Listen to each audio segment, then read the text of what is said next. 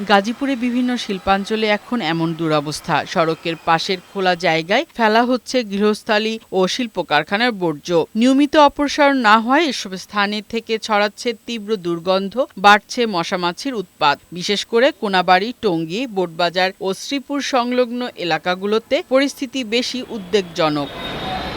অন্যদিকে জেলার খাল ও নদীগুলোতে হচ্ছে ভয়াবহ দূষণ। বিভিন্ন শিল্প কারখানা থেকে নির্গত রাসায়নিক যুক্ত বর্জ্য সরাসরি জলাশয়ে ফেলায় পানির স্বাভাবিক রং বদলে গেছে। ফলে মাছসহ জলজ প্রাণীর অস্তিত্ব হুমকির মুখে। স্থানীয় কৃষকদের অভিযোগ, দূষিত পানি সেচে ব্যবহৃত হওয়ায় ফসলের জমি উর্বরতা নষ্ট হচ্ছে, কমে যাচ্ছে ফসলের উৎপাদন। সব পানি এখন এই নদীতে আসে নামে, এখন নদী আর নদী নাই, পুরা দূষিত হয়ে গেছে। যে পোকা পানি, বিষাক্ত পানি মাছ হবে, আপনি মনে করেন এই পানি এসে বেশি খারাপ। কয়দিন আগে মাছ ময়রা একটা পোকাও থাকে না, শামুকগুনা ময়রা শেষ। কেমিক্যাল যুক্ত যে পানিগুলো, সেগুলো কিন্তু জমিকে একেবারে নষ্ট করে দিয়েছে। ফসল না হওয়ার কারণ হলো জায়গাই নেই, ফসল করবো কি দিয়ে, জায়গা আছে মাটি কেটে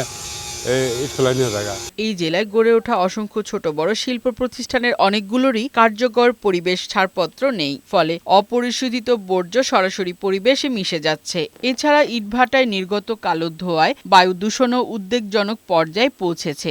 দীর্ঘদিন এভাবে বিষাক্ত উৎপাদন ছড়াতে থাকলে জনস্বাস্থ্যের জন্য তা মারাত্মক ঝুঁকি তৈরি করবে বলে মনে করছেন সচেতন নাগরিকরা। বাধ্য মূল্যে আমরা পলিথিন নিয়ে এসে পলিথিন কিনে মাল বিক্রি করতেছি। রাস্তার মাঝখানে এই ধরনের ডাস্টবিন, ময়লা ফেলার জায়গা আমার জীবনে কখনো দেখিনি। দূষণ এড়াতে পরিবেশ বান্ধব প্রযুক্তি ব্যবহার বাধ্যতামূলক করে টেকসই শিল্পায়নের পথ তৈরি করার জরুরি বলে জানান পরিবেশ অধিদপ্তরের উপপরিচালক। যেসব প্রতিষ্ঠানের তরল বর্জ্য পরিশোধন করতে হয়, মূলত তাদেরই ইটিপির প্রয়োজন হয়। যাদের ইটিপি আছে, এই ধরনের প্রতিষ্ঠান যাতে কোনোভাবেই ইটিপি ব্যবহার না করে তাদের তরল বর্জ্য পরিবেশে উন্মুক্ত না করে, সেই বিষয়ে আমরা পদক্ষেপ রাখতেছি।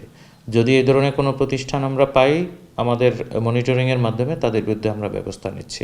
শিল্পায়নের অগ্রগতির সাথে পরিবেশের ভারসাম্য রক্ষা করা না গেলে একসময় এই শিল্পনগরী বসবাসের অযোগ্য হয়ে উঠতে পারে বলে আশঙ্কা গাজীপুরবাসীর।